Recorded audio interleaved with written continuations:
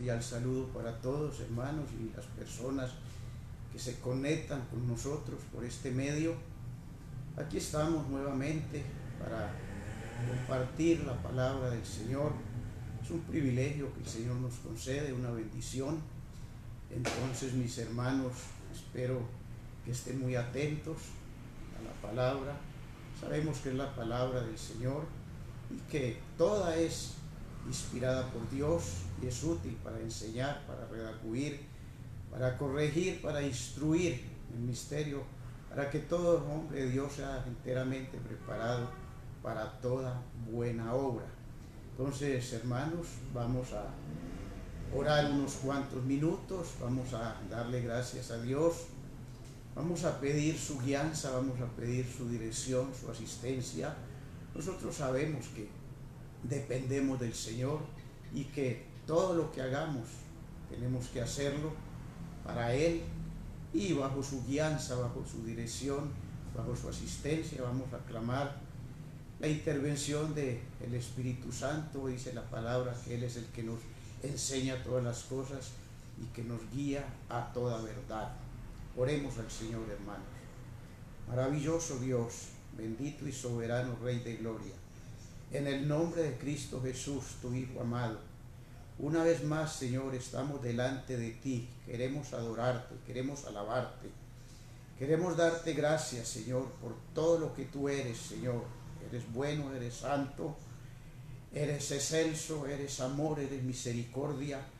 Oh soberano Dios, eres nuestro Rey, eres nuestro Padre, el creador del universo, Señor, el que creó todas las cosas por su palabra y quien sustenta todas las cosas con tu palabra de poder. Hoy venimos, Señor, agradecidos contigo, Señor, porque siempre has estado con nosotros. Nunca, Señor, nos has desamparado, nunca nos has dejado solos, Señor. Dice tu palabra que el que cree en ti nunca jamás será avergonzado. Nosotros hemos podido ver hasta aquí, Señor del cielo, has estado con nosotros, hasta aquí nos ayudó Jehová, dice tu palabra, y nos seguirá ayudando. Señor, queremos pedirte que nos ayudes a perseverar cada día, Señor, en tu palabra, que nos ayudes a perseverar cada día en la oración, a perseverar en la fe, que nos ayudes a fortalecernos cada día haciendo tu voluntad, que es buena, agradable y perfecta. Que nos ayudes a fortalecernos, Señor, sirviéndote, adorándote, alabándote, compartiendo tu palabra, Señor, haciendo todas las cosas que tú mandas, Señor. Padre, aquí estamos, Dios de los cielos. Yo te doy gracias, Señor, por este privilegio, Señor, esta bendición, esta oportunidad que tú nos concedes de ser tus hijos, Señor, de poder acercarnos delante de ti, confiadamente poder entrar al trono de la gracia, Señor, para hallar misericordia para el oportuno socorro, Señor. Queremos darte gracias por todo lo que has hecho en nuestra vida, Señor del cielo. Nos has perdonado nuestros pecados, nos has permitido, Señor, experimentar el nuevo nacimiento, Señor, y saber y entender que somos nuevas criaturas en Cristo Jesús y que fuimos creados para buenas obras. Yo te ruego, Señor, que nos ayudes a vivir para ti, haciendo esas buenas obras que tú creaste desde antes de la fundación del mundo. Las creaste para que nosotros andemos en ellas. Yo te doy gracias por cada hermano que se conecta con nosotros en esta hora. Gracias por cada hermano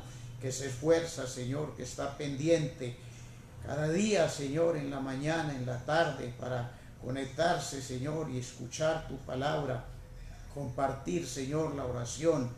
Gracias, Señor, porque tú, Señor, estás con nosotros. Yo te ruego que nos des la sabiduría, que nos des el discernimiento, la fortaleza, la perseverancia, que cada día podamos avanzar, Señor, hacia la meta del supremo llamamiento, que cada día podamos acercarnos a tu presencia, podamos entrar en esa comunión, en esa intimidad contigo y podamos recibir de ti la bendición que tú tienes, Señor, para cada día, porque cada día tú tienes una bendición nueva. Ayúdanos a anhelar estar en tu presencia, anhelar, Señor, tu palabra. Oh, que la oración, Señor, sea bendito Dios, Padre amado, oh soberano Dios del cielo. bendito Dios, una bendición, que no sea una carga, Señor, que no nos cansemos de adorarte, que no nos cansemos de alabarte, Señor, que no nos cansemos de proclamar que tú eres el Rey de Reyes, el Señor de Señores, que tú eres el Creador del universo, Señor, y que por ti, bendito Dios, podemos estar, Señor, en tu presencia. Padre, glorifícate en nuestras vidas, toma control de todo nuestro ser, espíritu, alma y cuerpo, danos la sabiduría, el discernimiento. Oh Señor, un espíritu aprendible, Dios del cielo, que tu palabra pueda implantarse, Señor, en nuestro espíritu, que tu palabra pueda penetrar profundo. Oh Señor de gloria, Padre amado, que podamos cada día, Señor del cielo, atesorarla, podamos, bendito Dios, compartirla, confesarla, declararla, porque tu palabra es la que tiene poder para salvar nuestras almas, Señor, en esta hora. Quiero clamar, interceder un poco, Señor del cielo, por Fernando. Oh, el primo de nuestro hermano Fernando Mora, Señor del cielo, está en el ejército y ha sido contagiado, ha sido contaminado por el COVID, Señor, con otras palabras, con otras personas, Señor del cielo, que están allá aislados, confinados. Nosotros clamamos tu misericordia y clamamos para que tú les des a su familia, Señor, la paz, la tranquilidad, que ellos puedan depositar su fe, su confianza en ti, oh Dios. Oh Padre Santo, te pedimos que tú seas trayendo paz a sus corazones, Padre amado, y que tú seas tocando, Señor del cielo, el cuerpo, Señor, de esta persona, bendito Dios, si no te conoce, Señor, que este sea el momento para él conocerte, Señor, para él poder arrepentirse y convertirse, para que tú seas obrando, Señor, de una manera sobrenatural, porque tú, Señor, eres nuestro sanador. Tu palabra dice que tú llevaste todas nuestras dolencias y por tu llaga fuimos curados. Glorifícate y manifiéstate con poder en la vida de esta persona, Señor, y en la vida de todos aquellos compañeros que están en la misma situación. Yo clamo por las familias de ellos, para que ellos puedan, Señor, descansar en ti, puedan entender que solamente tú, Señor, eres el dador de la vida. Oh, Señor, y que ellos puedan creerte a ti, bendito Dios, y convertirse para la honra y la gloria de tu nombre, Señor. Yo te doy muchas gracias, Padre amado. Gracias, Dios de los cielos. Manifiéstate. Clamo por todos los enfermos en el mundo entero y por todas las almas, Señor. Hay almas atormentadas, hay almas, personas temerosas, están con miedo, están con temor. Bendito Rey del cielo, yo clamo para que seas tú trayendo paz a sus corazones, tranquilidad, seguridad, confianza, porque solo tú, Señor, puedes darnos todas estas cosas, Padre. Glorifícate, Señor, y toma control, Señor, de nuestras vidas, Padre. En el nombre de Cristo Jesús, yo te doy muchas gracias. Amén y amén. Gloria al Señor. Gloria al Señor. Bien, hermanos, yo quiero en esta noche compartir una enseñanza de la Biblia, una doctrina de mucha importancia para la iglesia, para el pueblo de Dios. Yo quiero compartirles acerca de el rapto o arrebatamiento de la iglesia. Hermanos, ¿qué es el rapto? ¿Qué es el arrebatamiento? Pues, hermanos, es la afirmación bíblica de que nuestro Señor Jesucristo viene en las nubes a levantar su iglesia, los redimidos por la sangre de Cristo, los que hemos creído en el Señor, hemos creído en su sacrificio, hemos creído que Él murió y resucitó y lo hemos recibido como nuestro Señor y Salvador, hemos experimentado el nuevo nacimiento y nos esforzamos cada día por obedecer su palabra, por hacer su voluntad. En otras palabras, nos esforzamos por estar preparados para ese día glorioso cuando Él viene en las nubes a levantar su iglesia. Tristemente, pues muchas personas no creen, se burlan, aún grandes predicadores que en otro tiempo predicaron la venida del Señor, el arrebatamiento de la iglesia. Muchos dicen que no, que ya el Señor no viene. Nosotros miramos la iglesia moderna, pues ya no se habla de estas cosas, ya no se habla del arrepentimiento del Señor y de la venida del Señor, y que tenemos que arrepentirnos, que tenemos que convertirnos de todo corazón y estar preparados haciendo su voluntad, porque el Señor viene por una iglesia gloriosa, sin mancha, sin arruga, sin contaminación. El Señor viene por una iglesia que ha lavado sus ropas en la sangre del Cordero, una iglesia que se ha preparado y que cada día nos estamos preparando, que perseveramos en la fe, perseveramos en la palabra, perseveramos en la oración, en la obediencia. Entonces, como les dije antes, muchos predicadores dicen que no, y dicen que se arrepienten de haber predicado esta enseñanza, esta doctrina, pero que el Señor ya no viene. Entonces, pero la Biblia es la palabra del Señor, la Biblia es la verdad absoluta de Dios, y hay varios pasajes donde el Señor nos habla del rapto, del arrebatamiento de la iglesia, y nosotros somos conscientes de eso y tenemos que estar preparados, y no podemos dejar de predicar lo que es la palabra del Señor, las doctrinas bíblicas. Esta es una doctrina, como dije antes, que es indispensable que nosotros conozcamos y la entendamos, saber qué es lo que estamos esperando, qué es lo que el Señor tiene para nosotros y cómo debemos estar preparándonos cada día. Entonces, es una doctrina donde hay varias corrientes de interpretación. Algunos dicen que el arrebatamiento de la iglesia se da antes de la tribulación, son los pretribulacionistas. Ahí estamos nosotros, en esa corriente. Nosotros creemos que la palabra lo enseña, que antes de la tribulación el Señor viene a levantar su iglesia. También hay otros que son post-tribulacionistas, o sea, los que dicen que la iglesia pasa por la tribulación, que el Señor viene a levantar su iglesia después de la tribulación. Entonces también hay los que dicen que es a la mitad. Nosotros sabemos que son 3 años y medio de falsa paz, donde el anticristo viene con engaño. Ya nosotros conocemos todas esas doctrinas. Vemos en el capítulo 6 de Apocalipsis el caballo blanco, dice que viene venciendo, y para vencer en estas cosas hay mucha gente confundida, hay mucha equivocación. Hay quienes que dicen no, que ese es el caballo blanco, es el Señor Jesucristo, y no, ese es el anticristo, pero él viene con una falsa paz, una paz fingida.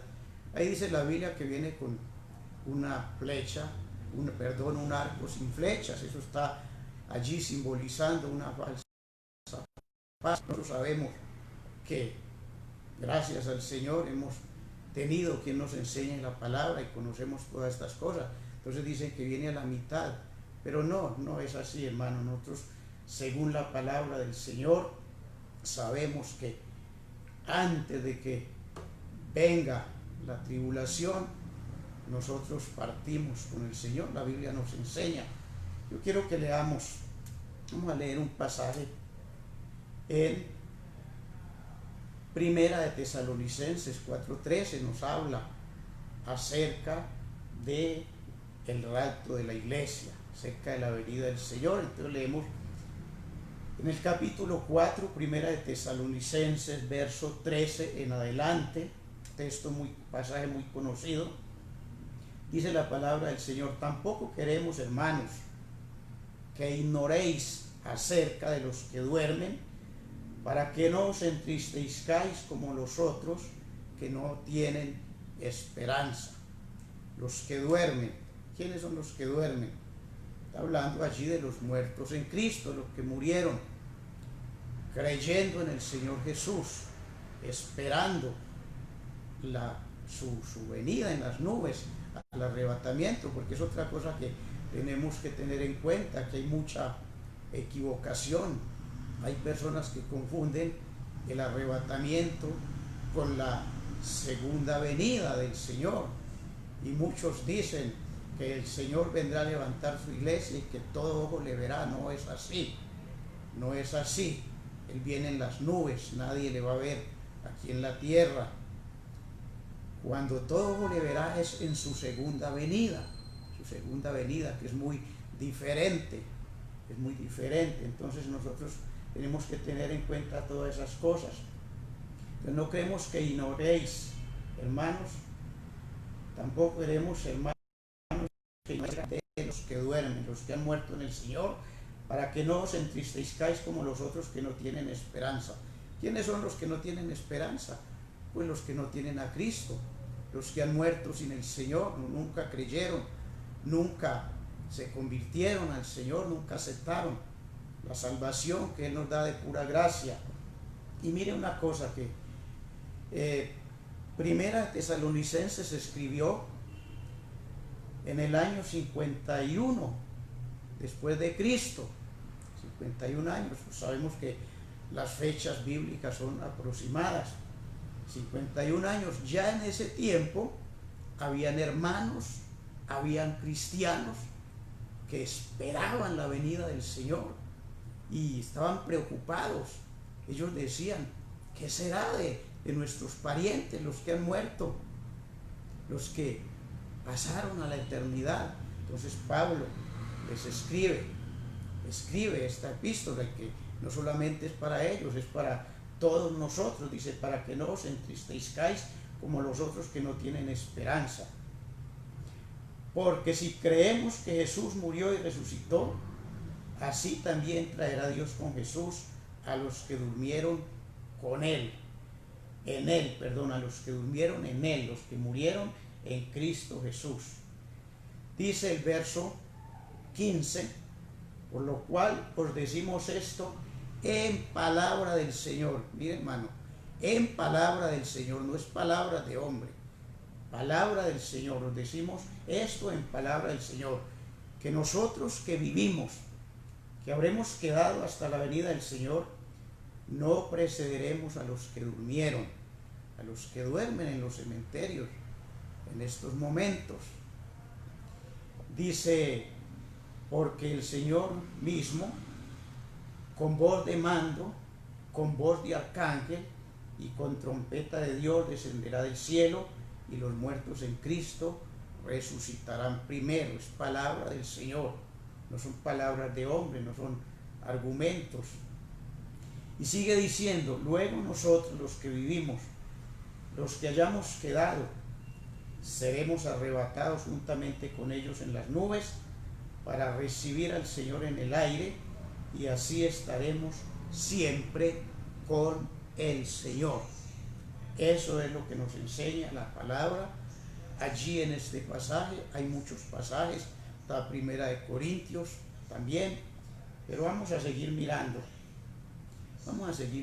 hermano, y miremos que en ese tiempo había gente que ya esperaban la venida del Señor, y nosotros hoy día llevamos más de 2000 años y hay muchos que ya no creen. Algunos que creyeron y que predicaron ya dicen que no viene.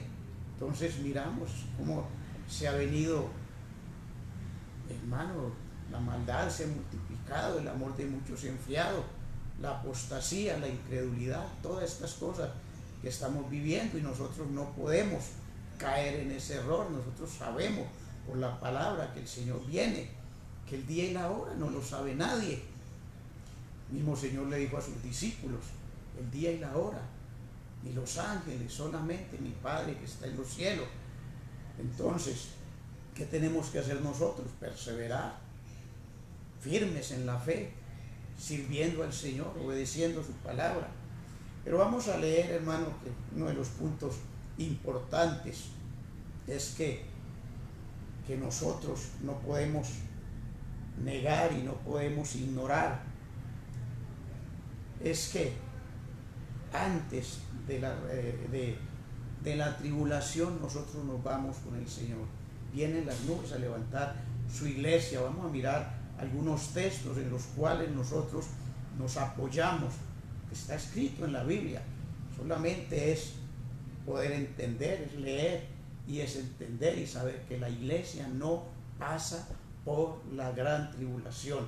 Y eso debe de animarnos, eso debe de alentarnos, eso debe de animarnos a estar cada día firmes, constantes, a no dejarnos amedrentar, no tener miedo, no tener temor de todo lo que se está viviendo, de todo lo que se está dando, poder avanzar siempre firmes en la fe. Primera de Tesalonicenses, capítulo 5, 9, ahí más adelantico, en la Biblia, dice la Biblia, porque no nos ha puesto Dios para ira, sino para salvación por medio de nuestro Señor Jesucristo.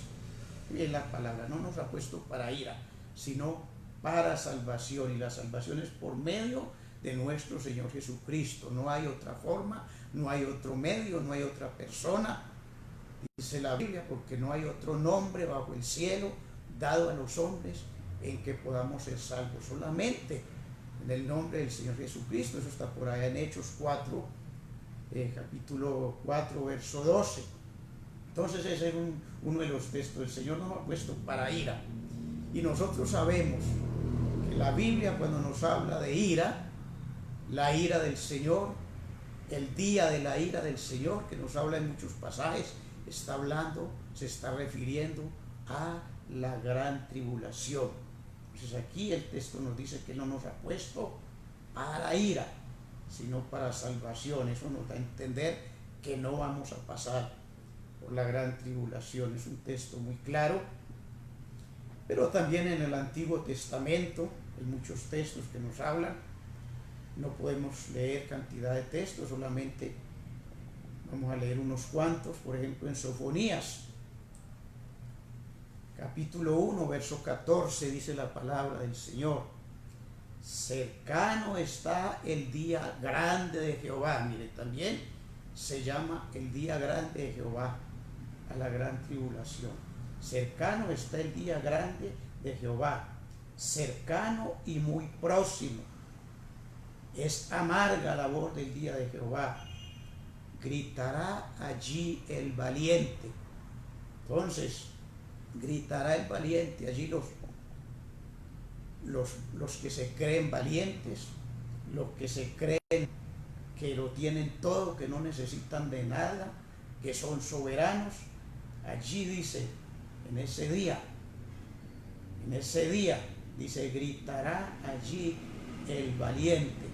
Los que no han creído, como decían nuestros abuelos, el día de la quema se verá el humo.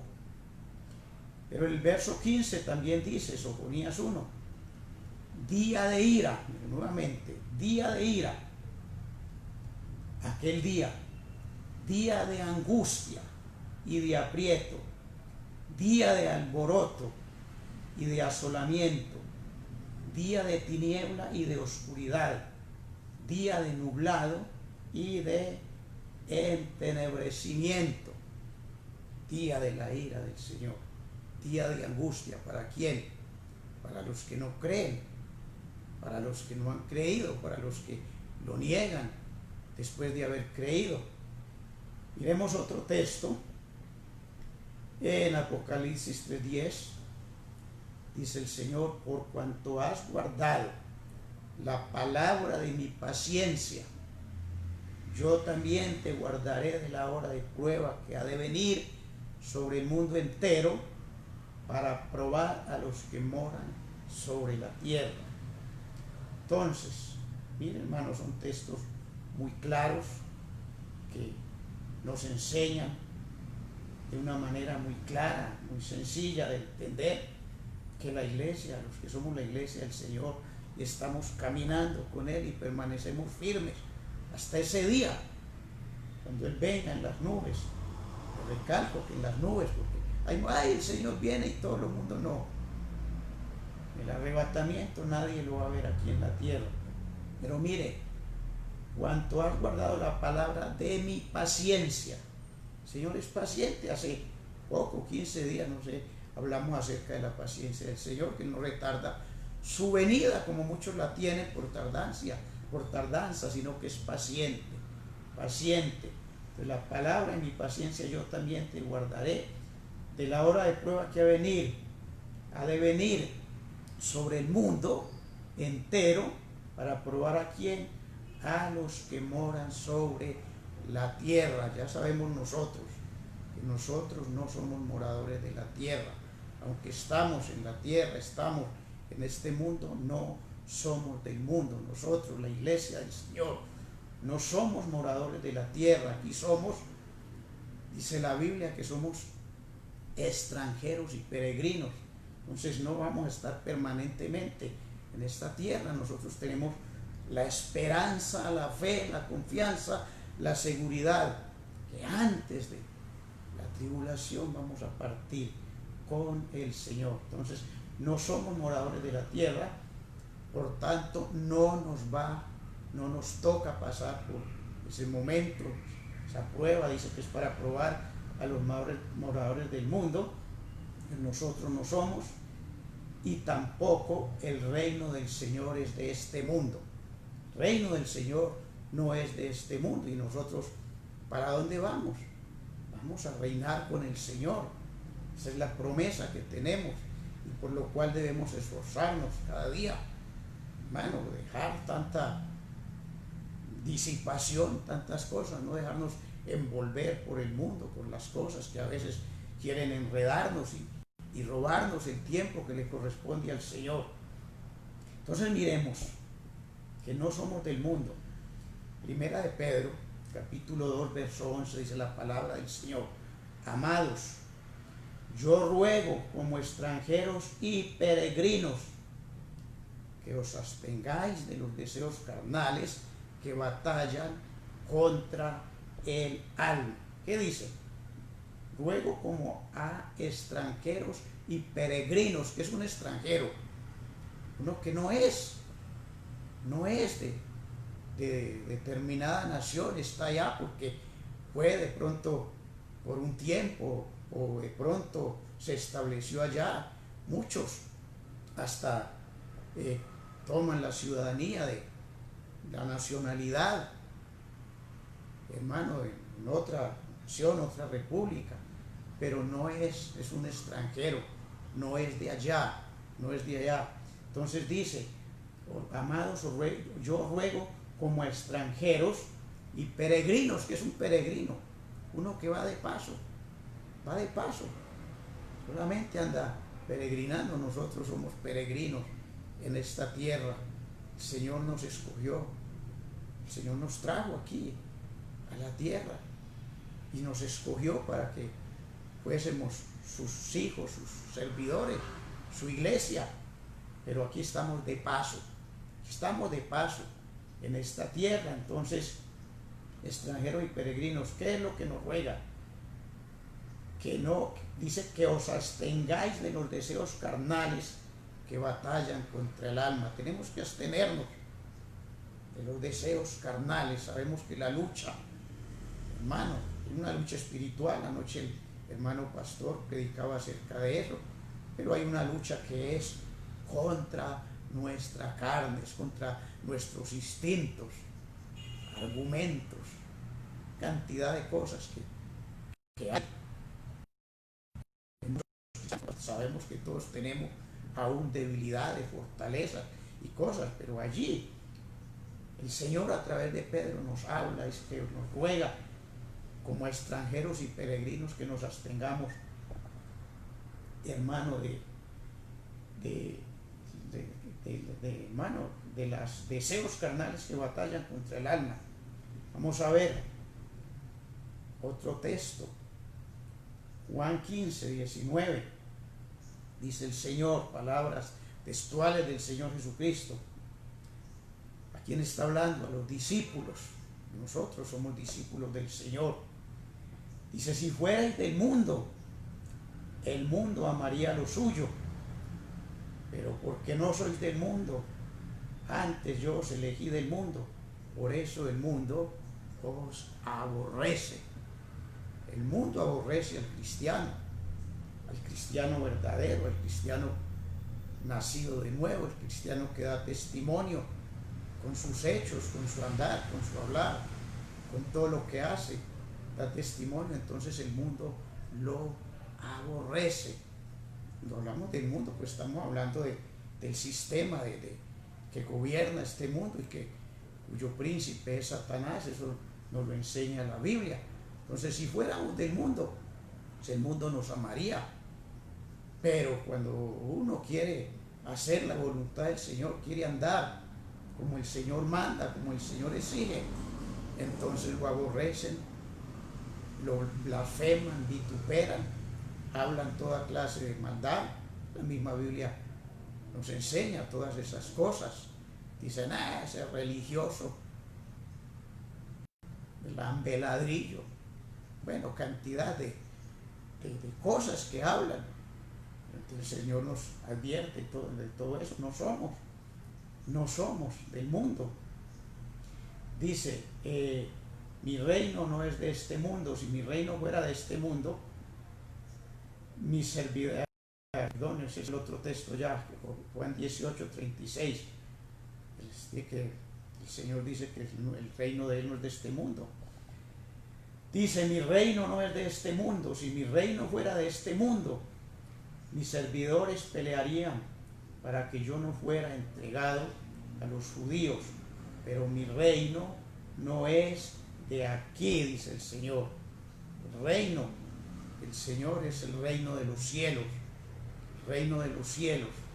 Entonces, cuando Él viene y levanta su iglesia, vamos a la boda del Cordero y luego viene Él. Ahora sí es la segunda venida, que es otra enseñanza. ¿A qué viene? A reinar por 1000 años, después de haber destruido al anticristo. Bueno, esa es otra enseñanza.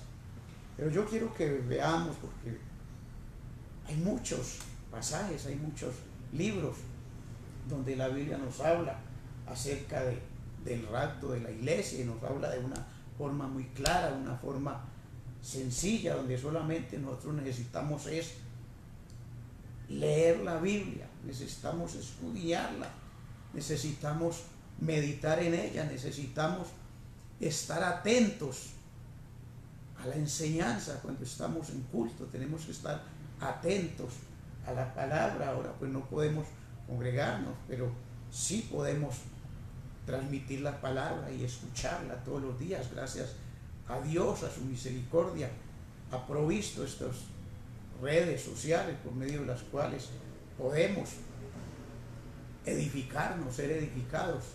Entonces yo quiero que vamos, hermanos, al libro de Apocalipsis.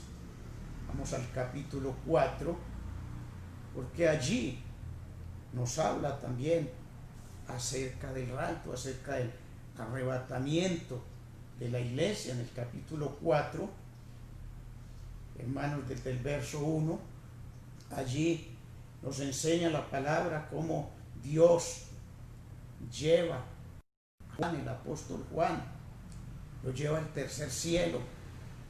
Allí le muestra el trono de Dios, muestra los 24 ancianos, los 4 seres vivientes. Y todo esto ocurre antes del periodo de la tribulación. Esto ocurre antes. Quiero que leamos, vamos a leer la Biblia, Apocalipsis capítulo 4. Esta es una enseñanza, hermanos, que ya la sabemos, usted la sabe porque ya se nos ha enseñado aquí en la iglesia, hemos recibido la enseñanza. De todas maneras, yo le ruego que esté atento, hermano, porque cada día el Señor nos habla, y no importa, como dice el Pablo, no me cansaré de enseñarle las mismas cosas. Entonces, dice así la Biblia en el capítulo 4 de Apocalipsis. Dice, verso 1, después de esto miré, y he aquí una puerta abierta en el cielo, y la primera voz que oí como de trompeta, hablando conmigo, dijo: sube acá y yo te mostraré las cosas que sucederán después de estas. Aquí, ¿quién le dijo? Señor, ¿a quién le dijo? A Juan. Dice, y al instante yo estaba en el Espíritu. Lo llevó al cielo, lo llevó en el Espíritu. Ella le muestra la gloria de Dios, le muestra allí la iglesia. Pues sigamos leyendo, sube acá y yo te mostraré las cosas que sucederán después de estas. O sea, las cosas que van a suceder, que van a ocurrir después de estas, le dice, las que están pasando, de las que él está viviendo, lo que está viviendo Juan. Nosotros sabemos que él estaba, ¿dónde? En la isla de Patmos, la isla de Patmos. Entonces dice el verso 3, el verso 2, y al instante yo estaba en el Espíritu, y he aquí un trono establecido en el cielo, y en el trono uno sentado, y el aspecto del que estaba sentado era semejante a piedra de jaspe y de cornalina. Había alrededor del trono un arco iris semejante en aspecto a la esmeralda. Mi hermano, cosas preciosas lo que hay allá en el cielo. Y dice el verso 4, y alrededor del trono había 24 tronos, y vi sentados en los tronos a 24 ancianos, vestidos de ropas blancas, con coronas de oro en sus cabezas. 24 ancianos, dice allí, 24 tronos y 24 ancianos sentados, vestidos de vestiduras blancas, con coronas de oro en sus cabezas. Aquellos 24 ancianos que ve allí el apóstol Juan representan la iglesia del Señor, y allí está formada por todos los santos, los que hemos resucitado, ya están allá para ese entonces, y también todos los santos del Antiguo Testamento, todos los santos del Antiguo y del Nuevo Testamento. Para eso ya ha ocurrido el arrebatamiento. Entonces es una figura que está mostrando. Ven acá y te mostraré, le dice el Señor. Entonces también los santos del Antiguo Testamento estarán allí. Entonces ahí vamos a verlos un poquito acerca de los santos del Antiguo Testamento. Por allá en segundo libro de Crónicas, capítulo 8, verso 14, eso lo hemos aprendido, el pastor nos ha enseñado todas estas doctrinas. Dice, y constituyó los turnos de los sacerdotes en sus oficios, conforme a lo ordenado por David su padre, hablando de Salomón, y los levitas en sus cargos, para que alabasen y ministrasen delante de los sacerdotes cada cosa en su día. Asimismo los porteros por su orden a cada puerta, porque así lo había mandado David, varón de Dios. ¿A quién le tocó? A Salomón. Entonces ahí están, son 24 órdenes sacerdotales. No podemos leer tanta Biblia. Ahí en esos textos nos habla, eran 24 órdenes sacerdotales para que las 24 horas estuvieran adorando al Señor, sirviendo al Señor, porque Él es santo, Él merece toda la adoración, toda la alabanza, toda la honra y toda la gloria. Y en primer libro de Crónicas también, en el capítulo 25, ahí está David, dice, asimismo David y los jefes del ejército apartaron para el ministerio a los hijos de Asad, de Emán y de Jedutún, para que profetizasen con arpas, salterios y símbolo.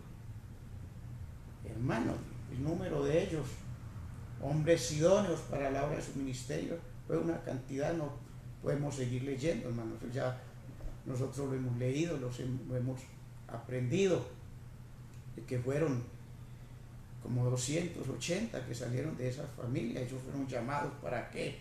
Para ministrar, dice, para profetizar con instrumentos. Entonces, ¿a qué viene eso? Lo que estamos hablando es que esos van a estar allá con el Señor, van a estar ocupando allí los 24 sillas que estaban allí junto con la iglesia. Estos estarán en el cielo antes de la tribulación, estarán en el cielo antes de los siete sellos. Sean abiertos en Apocalipsis 6, apenas está hablando de los sellos, apenas está hablando, porque en el capítulo 5 también nos habla del el cordero y el rollo. Bueno, todas estas cosas que ya las hemos estudiado, pero ahora lo que yo quiero que miremos es acerca del rapto. Entonces el rapto de la iglesia es antes de los sellos, antes de las trompetas, antes de las copas y los juicios que están descritos en los capítulos del 6 al 19 de Apocalipsis, teniendo en cuenta que no están escritos en un orden cronológico. Pues ya también nos lo han enseñado, hermano.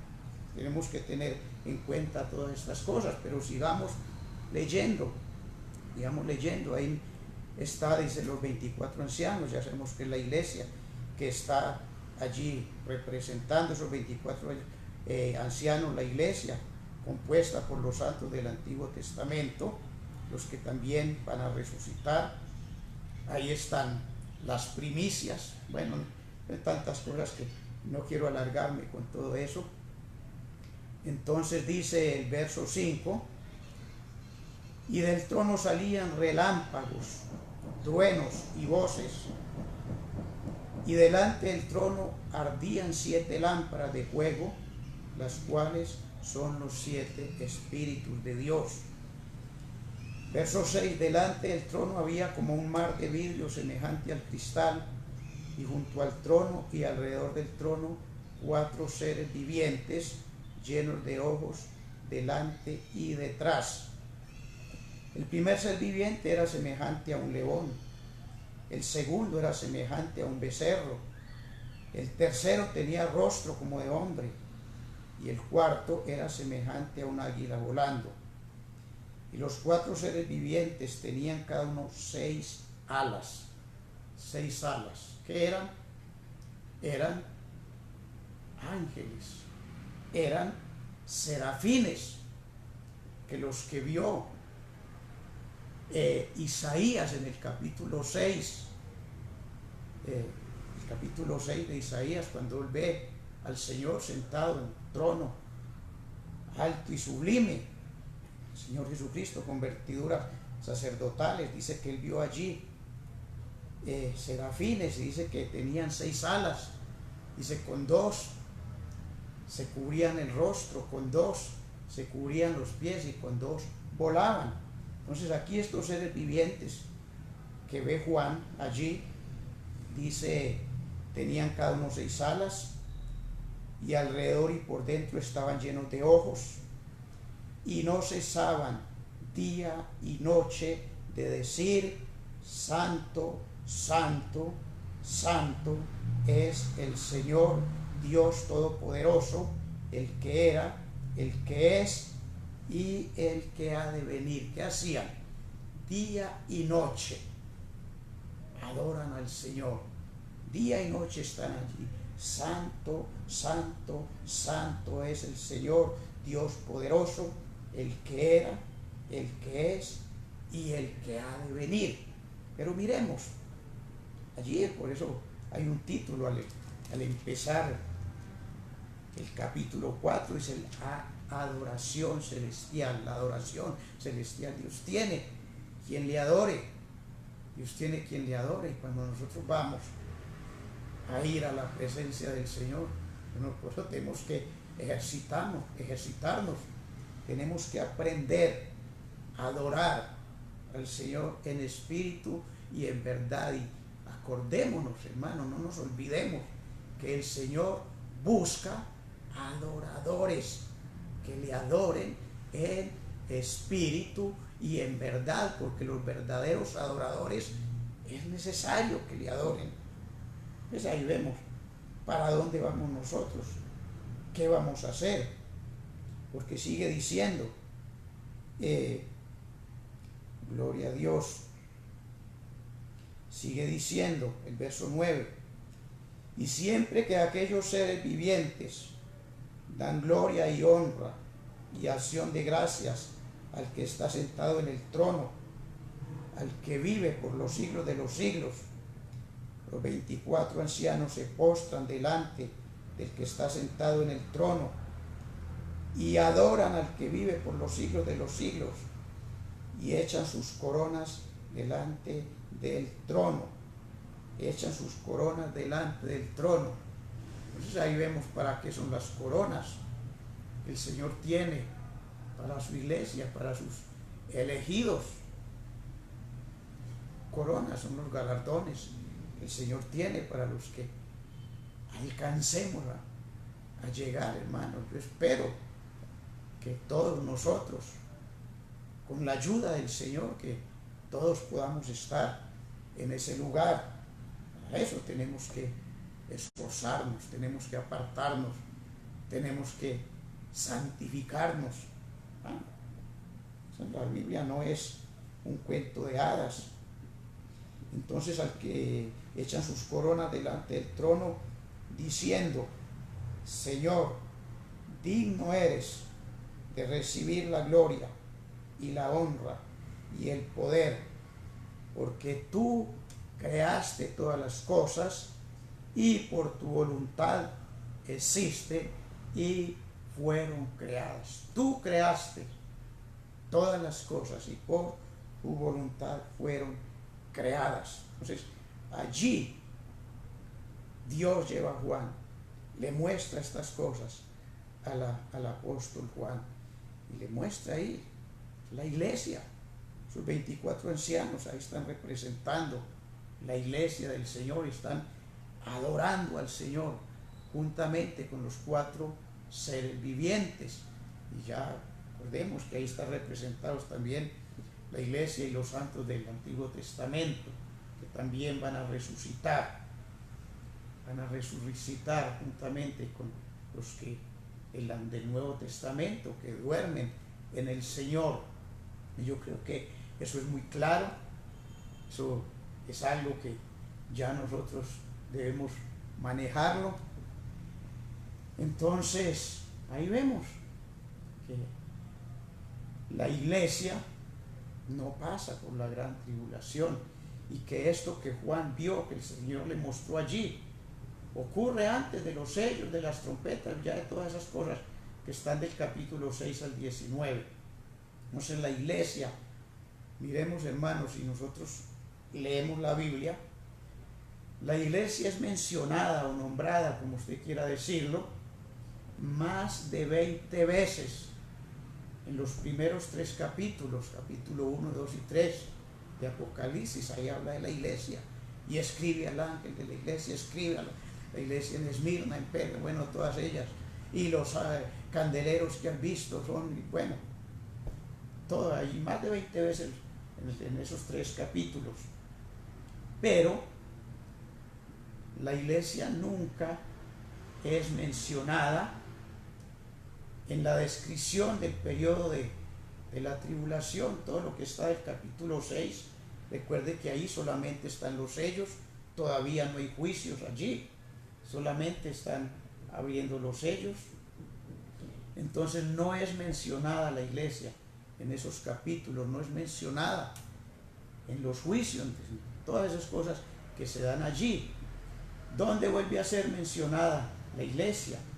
Hermano, vuelve a ser mencionada en el capítulo 19 de Apocalipsis.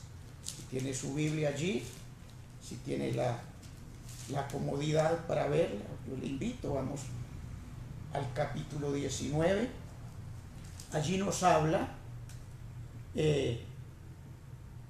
de alabanzas en el cielo. Está la iglesia alabando al Señor. Nos habla en el capítulo 19, del verso 1 al 8. Vamos a leerlo para que nosotros sepamos qué es lo que nos espera, para dónde vamos, qué es lo que el Señor tiene para nosotros, y que nos animemos, hermano, que dejemos tanta pasividad, tanta pereza, tanto sueño, tanta disipación, tanto enredarnos en las cosas del mundo, y nos ocupemos en lo que verdaderamente tenemos que ocuparnos, la salvación de nuestras almas. Entonces dice 19:1: después de esto oí una gran voz de gran multitud en el cielo, que decía: aleluya, salvación y honra y gloria y poder son del Señor Dios nuestro, porque sus juicios son verdaderos y justos, pues ha juzgado a la gran ramera, que ha corrompido a la tierra con su fornicación, y ha vengado la sangre de sus siervos de la mano de ella. No nos vamos a detener en ese versículo. Otra vez dijeron: aleluya, y el humo de ella sube por los siglos de los siglos. Y los 24 ancianos de la iglesia, los 24 ancianos y los 4 seres vivientes se postraron en tierra y adoraron a Dios. Y adoraron a Dios. Por eso, hermanos, tenemos que preocuparnos y esforzarnos, tenemos que aprender a adorar a Dios. Dice: adoraron a Dios que estaba sentado en el trono y decían: amén, aleluya. Y salió del trono una voz que decía: alabad a nuestro Dios, porque sus siervos y los que le teméis, alabad a Dios, todos sus siervos y los que le teméis, así pequeños como grandes, los que le teméis. Esta semana, creo que el lunes, el hermano pastor hablaba del temor a Dios, que no es miedo, es temor reverente ante Él. Alabad a nuestro Dios todos sus siervos, los que le teméis, así pequeños como grandes. Y a todo mundo, todo el que suba allá, podamos obtener alcanzar esa bendición, a adorar al Señor. Allá vamos a adorarle, pequeños y grandes. Verso 6: y oí como la voz de una gran multitud, como el estruendo de muchas aguas, y como la voz de grandes truenos, que decía: aleluya, porque el Señor nuestro Dios Todopoderoso reina. Gocémonos y alegrémonos y démosle gloria, porque han llegado las bodas del Cordero. Entonces allí nos habla de las bodas del Cordero, el verso 9 y 10. Más adelantico, aquí dice: gocémonos y alegremos y démosle gloria, porque han llegado las bodas del Cordero, y su esposa se ha preparado, y a ella se le ha concedido que se vista de lino fino, limpio y resplandeciente, porque el lino fino es las acciones, gloria a Dios, es las acciones justas de los santos. Entonces, ¿quiénes somos los santos? La iglesia del Señor. Santos los que hemos sido apartados para Él. Entonces a ellos se les ha concedido que se vistan de lino fino, resplandeciente, porque el lino fino es que las acciones justas de los santos. Pero nosotros tenemos que hacer las acciones justas, hermano, vivir en la justicia de Dios. Hermano, no puede todo lo que nosotros hagamos, tenemos que hacerlo conforme a la justicia de Dios, hermano, y para el Señor. Ahora nos habla de la cena de las bodas del Cordero, versos 9 y 10, dice: y el ángel me dijo: escribe, bienaventurados los que son llamados a las cenas de las bodas del Cordero. Y me dijo, estas son palabras verdaderas de Dios. Palabras verdaderas de Dios. ¿Sí? Está hablando Juan, es palabra de Dios. Lo que Dios le dijo, lo que Dios le mostró. Hermano, y es lo que nosotros tenemos que predicar, lo que nosotros tenemos que enseñar. Palabra de Dios, lo que está escrito, lo que está escrito. Entonces, sigue Juan diciendo el verso 10, yo me postré a sus pies para adorarle y él me dijo, mira, no lo hagas, yo soy consiervo tuyo y de tus hermanos que retienen el testimonio de Jesús. Adora a Dios, porque el testimonio de Jesús es el espíritu de la profecía.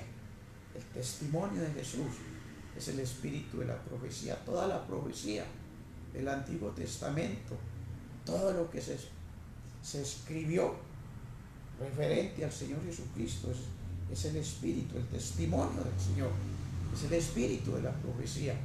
¿A los hombres hablaron siendo inspirados por Dios? La profecía, por eso dice por ahí en Pedro, no es de interpretación humana. Después que sigue allí, gloria a Dios, que sigue allí después de el verso 11, el jinete del caballo blanco. Este sí es el Señor Jesucristo, no el caballo blanco que aparece en el capítulo 6 de Apocalipsis. Entonces, este sí es el Señor Jesucristo. Ya, ahora sí, nos habla ya para su segunda venida, cuando viene con la iglesia. Entonces dice, entonces vi el cielo abierto, y aquí un caballo blanco, y el que lo montaba se llamaba Fiel y Verdadero, y con justicia juzga y pelea. ¿Quién es? El Señor Jesucristo. Verso 12. Sus ojos eran como llama de fuego, de la misma manera que lo presenta en el capítulo 1 de Apocalipsis que estamos leyendo. Sus ojos eran como llama de fuego, y había en su cabeza muchas diademas, y tenía un nombre escrito que ninguno conocía sino él mismo. Un nombre escrito que ninguno conocía sino él mismo. Verso 13. Estaba vestido de una ropa teñida de sangre, y su nombre es el Verbo de Dios. ¿Qué más señales? Señor Jesucristo, Él es el Verbo de Dios, Él es la palabra. Usted se acuerda en Juan capítulo 1, en el principio era el Verbo, y el Verbo era con Dios, y el Verbo era Dios. Todos esos textos que ya nosotros conocemos. Dice el Verbo de Dios, verso 14, y los ejércitos celestiales, vestidos de lino finísimo, blanco y limpio, les seguían en caballos blancos. Les seguían en caballos blancos. Recuerde, han llegado las bodas del Cordero, y a su esposa se le ha concedido que se vista de lino blanco, fino y resplandeciente.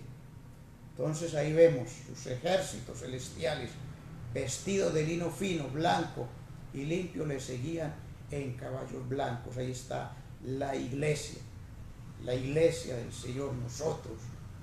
Yo anhelo que todos vamos a estar allá en ese lugar siguiendo al Señor, y caballos blancos. Dice, de su boca sale una espada aguda para herir naciones, y él las regirá con vara de hierro, y él pisa el lagar del vino de su furor y de la ira del Dios Todopoderoso. Y en su vestidura y en su muslo tiene escrito este nombre: Rey de Reyes y Señor de señores, Señor Jesucristo, con sus ejércitos, la iglesia.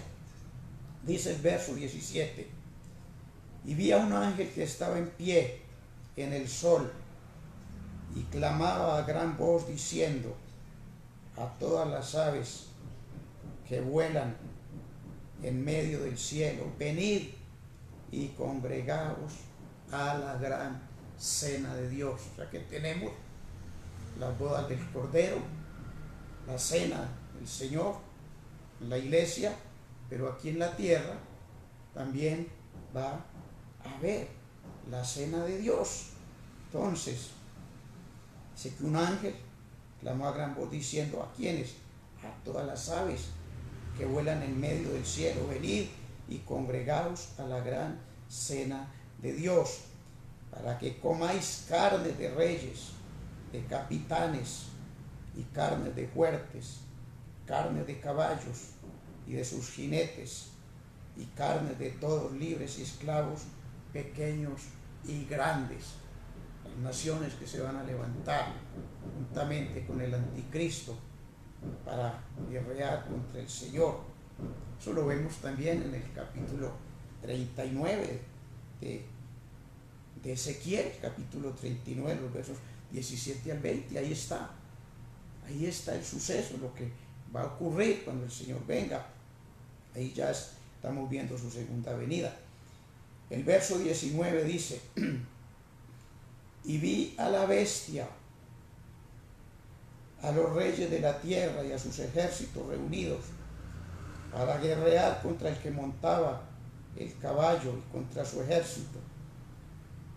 Y la bestia fue apresada, y con ella el falso profeta que había hecho delante de ella las señales con las cuales había engañado a los que recibieron la marca de la bestia y habían adorado su imagen. Estos dos fueron lanzados vivos de un lago, dentro de un lago de fuego que arde con azufre. No es otra cosa que el infierno. Y los demás fueron muertos con la espada que salía de la boca del que montaba el caballo, y todas las aves se saciaron de las carnes de ellos. Entonces, hasta ahí vemos el relato, como la iglesia, Dios se la muestra. Juan, en el capítulo 4, muestra allí la adoración, alabanza, adorando al Señor. Luego aquí en el capítulo 19 están allá, hermano, alabando al Señor, dice alabanzas en el cielo. Luego vemos la cena de las bodas del Cordero. Vemos también cómo el Señor viene en caballo blanco con poder y gloria. Vemos la iglesia le sigue. Vemos la batalla que se da, la batalla de Armagedón, hermano. Y luego dice que todos los otros demás fueron muertos con la espada que salía de la boca del que montaba el caballo, y todas las aves se saciaron de las carnes de ellos. Luego el verso 20, pues ya sigue el reino milenial.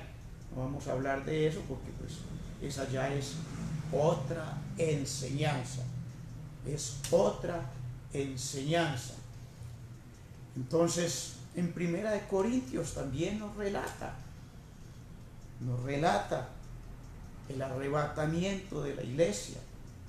Lo que allá es todo el capítulo, nos habla acerca de eso, nos habla acerca de la resurrección de los muertos, nos habla acerca de la resurrección de los que duermen con el Señor, y nos habla de que muchos la niegan, hermano, en el tiempo del Señor Jesucristo.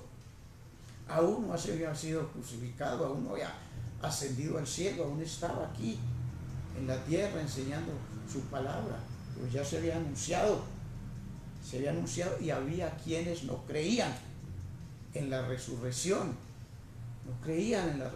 de los muertos, aunque ya en el Antiguo Testamento habían habido resurrecciones, solamente que los que resucitaron en el Antiguo Testamento pues habían vuelto a morir, como el caso de Lázaro, como el caso del hijo de la viuda.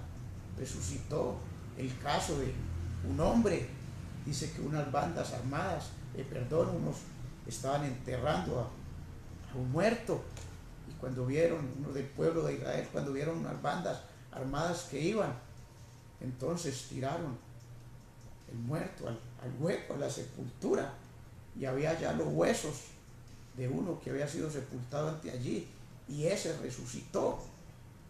Pero ya había, en ese entonces había quienes negaban la resurrección, como hoy en día, porque no hay nada nuevo debajo del sol.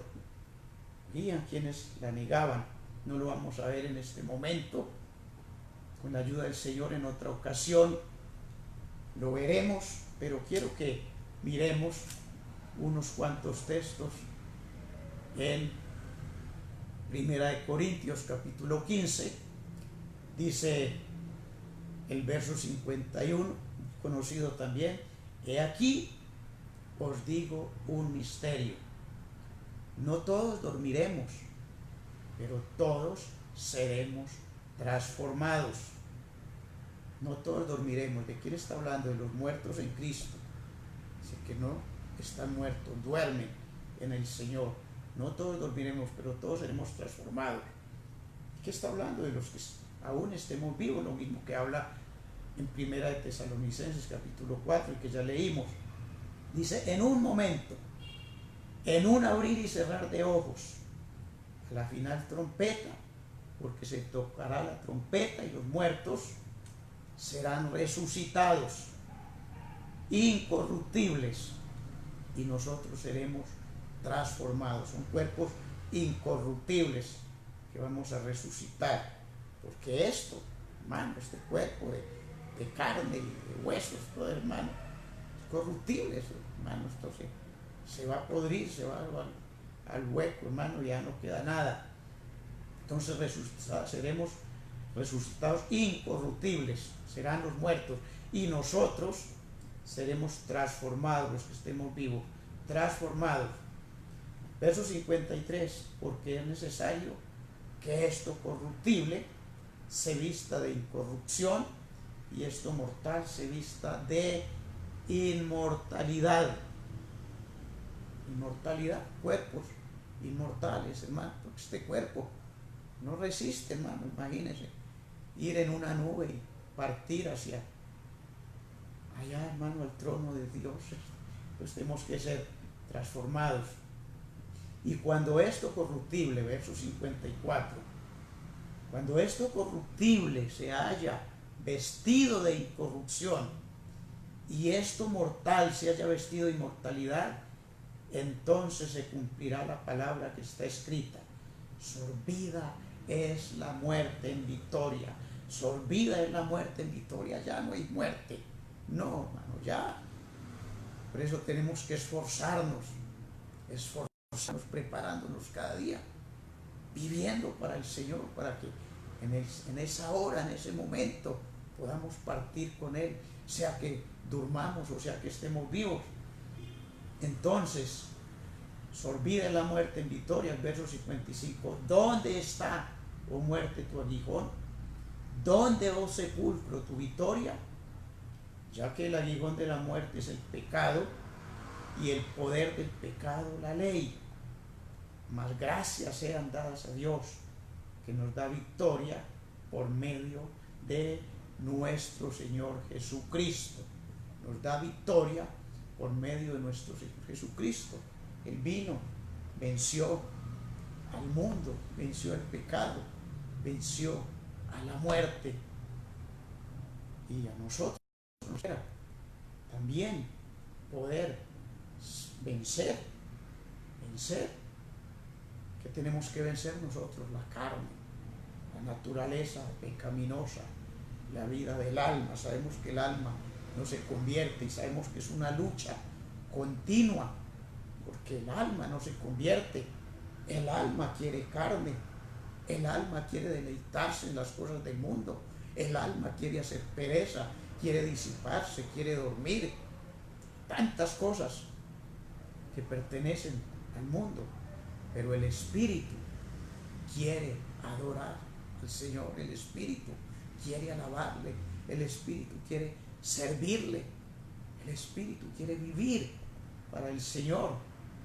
Entonces viene en el verso 58, viene una exhortación. Dice: así que, hermanos míos, amados, estad firmes y constantes, creciendo en la obra del Señor siempre, sabiendo que vuestro trabajo en el Señor no es en vano. Vuestro trabajo en el Señor no es en vano. Todo lo que hagamos para el Señor tiene recompensa. El Señor tiene galardones, tiene coronas para nosotros. Y muchos, hermano, vamos a reinar con el Señor. Bueno, para eso que se necesita: esfuerzo, perseverancia, obediencia. Entonces, así que, hermanos míos, amados, estad firmes y constantes, creciendo en la obra del Señor siempre, sabiendo que vuestro trabajo en el Señor no es en vano. No es en vano. Entonces, hermano, nuestro trabajo en el Señor no es en vano. Y donde empezamos, en primera de Tesalonicenses, capítulo 4, el último verso 18, dice: por tanto, alentados los unos a los otros con estas palabras. ¿Cuáles palabras? Pues que el Señor viene a levantar su iglesia. Todo lo que hemos mirado, que vamos a estar en la presencia del Señor antes de la gran tribulación, que Dios le mostró, el Señor le mostró a Juan, y esto está escrito para que no desmayemos, para que nos esforcemos cada día. Recuerde, por tanto, alentados los unos a los otros con estas palabras. Tristemente, que les decía, ya no se predica, ya no se enseña. La iglesia moderna ya no enseña todas estas cosas, no enseña de santidad, no enseña, hermanos, de fe, todas estas cosas que son indispensables para alcanzar, hermanos. ¿Qué dice el Señor? Sed santos porque yo soy santo. ¿Qué más dice? Sin santidad nadie verá al Señor. ¿Qué más dice de la fe? Sin fe es imposible agradar a Dios. Y todas estas cosas que estamos viendo, que hemos visto, son de fe. Nosotros tenemos que creerlas por fe, esperarlas por fe, esforzarnos cada día para perseverar en la fe. Y para terminar, quiero leerle unos cuantos versos allí que nos hablan de tipos del arrebatamiento de la iglesia. Génesis 5:23 nos habla de Enoc. Dice: y fueron todos los días de Enoc 365 años. Caminó pues Enoc con Dios y desapareció porque le llegó Dios. Ahí tiene un tipo del arrebatamiento. Que no diga, no, es que eso no existe, es que ya se dio. Y otro, miremos segundo libro de Reyes, capítulo 2, verso 11, dice: y aconteció que yendo ellos y hablando, he aquí un carro de fuego con caballos de fuego apartó a los dos, Elías y Eliseo, y Elías subió al cielo en un torbellino. Otro tipo del arrebatamiento. Entonces, hermanos, no son cuentos de hadas, es la palabra del Señor. Yo les ruego, hermano, que prestemos atención a todas estas cosas, que nos esforcemos, hermano. Estamos pasando tiempos difíciles, estamos en confinamiento, muchos con necesidades económicas y diversas clases de necesidades, pero tenemos esa esperanza de que el Señor viene a levantar su iglesia, Él viene en las nubes, y que todo aquel que esté preparado, hay cantidad de pasajes, por ejemplo, la parábola de las 10 vírgenes, las 5 sensatas y las 5 insensatas. Ahí todo eso es para que nosotros meditemos en la palabra y saber que tenemos que imitar a las sensatas, no estar preparados, que no falte el aceite del Espíritu en nuestras vidas. Oremos al Señor, démosle gracias, hermano, porque Él es bueno y porque para siempre es su misericordia, dice la palabra, y su fidelidad por todas las generaciones. Padre nuestro que estás en los cielos, soberano Rey de gloria, yo te alabo, Señor, yo te doy gracias, porque tú, Señor, eres bueno, eres santo, eres fiel a tu palabra, eres fiel a tus promesas. Gracias, oh Dios, por ese propósito eterno que tú tienes, Señor, para con tu pueblo, para con tu iglesia, para con tus redimidos, ese propósito de llevarnos, Señor, a la eternidad. Oh Señor, una eternidad en tu presencia, adorándote, alabándote, reinando contigo, Señor, deleitándonos delante de ti, donde ya no habrá más llanto, dice tu palabra, no habrán problemas, no habrán conflictos, no habrán guerras, no habrán dolencias, enfermedades, plagas, pestilencias, porque todas las cosas, Señor, tú las haces nuevas. Yo te doy gracias por tu bendita palabra. Gracias, Dios de los cielos y de todo lugar, porque cada día tú nos enseñas. Cada día, Señor, tú quieres edificarnos, tú quieres llevarnos, Señor, a niveles espirituales más altos, Señor. Yo te ruego que nos ayudes a esforzarnos cada día, que nos ayudes a obedecer tu palabra, a ponerla por obra, a fortalecernos, Señor, adorándote, sirviéndote, alabándote, testificando, Señor, de tu amor, de tu misericordia, testificando de tu poder, de tu grandeza, testificando de la obra que tú has hecho, Señor, en cada uno de nosotros y lo que estás haciendo cada día. Oh Padre, en el nombre glorioso de Cristo Jesús, yo clamo por la iglesia, Señor, te doy gracias por los fieles, los que perseveran, los que se esfuerzan, clamo por los ministerios. Oh Dios, que ellos puedan volverse a las sendas antiguas, predicar tu palabra, Señor, tal como está escrita. Oh Dios del cielo, enseñar, Padre amado, estas doctrinas, bendito Dios, que son indispensables, que no podemos ignorarlas y que no podemos callarlas, que tenemos que anunciarlas al mundo entero. Oh Dios del cielo, porque es parte de nuestra preparación para la eternidad. Yo te alabo y te doy gracias. Clamo por los ministerios, clamo por la iglesia, clamo por todas las almas en el mundo entero, Señor, porque dice tu palabra que tú no quieres que ninguno se pierda, sino que todos procedan al arrepentimiento. Yo clamo por nuestro pastor, Señor del cielo, este hombre, oh Dios del cielo, que entregó su vida totalmente para servir en tu obra. Yo te ruego, Señor, que tú cada día lo fortalezcas, Señor, que cada día, Rey del cielo, tú lo uses grandemente, Señor, dándole el denuedo para enseñarnos tu palabra, dándole, Dios del cielo, la sabiduría, Señor, el discernimiento, las revelaciones, Señor, de tu palabra. Oh poderoso Dios, yo te ruego que tú lo sustentes. Bendito Dios, a él, a su familia, a su casa, su descendencia. Yo te ruego, Padre amado, por la economía, Señor, las finanzas, para el ministerio, para tu siervo, para su casa, para cada hermano, Señor, cada hogar, cada familia. Oh Dios, que te sirve, Señor del cielo, que te sigue cada día, Padre amado. Dice tu palabra que tú eres nuestro proveedor. Hoy que tú suplirás todo lo que nos falte conforme a tus riquezas en gloria. Tú conoces, Señor, cada necesidad, la necesidad de cada hermano, de cada hogar, de cada familia, la necesidad, Señor, del ministerio, Señor. Padre, yo te ruego que tú suplas, Señor, bendito Dios, para todos los gastos, Señor, de esta obra.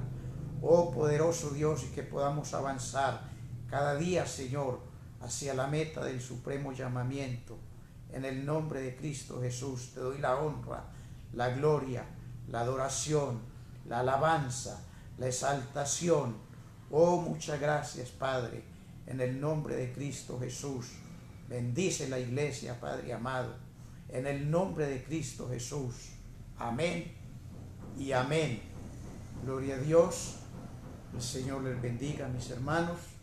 Espero que esta palabra, aunque ya la conocemos, que pueda servir de aliento, y aunque muchos se burlen, y aunque muchos no crean, hermanos, nosotros tenemos que perseverar y seguir predicando la palabra. Entonces, que tengan feliz noche, hermanos. Mañana a las 7 de la mañana está nuevamente nuestro pastor con nosotros en tiempo de clamor. Todos cordialmente invitados. El Señor les bendiga.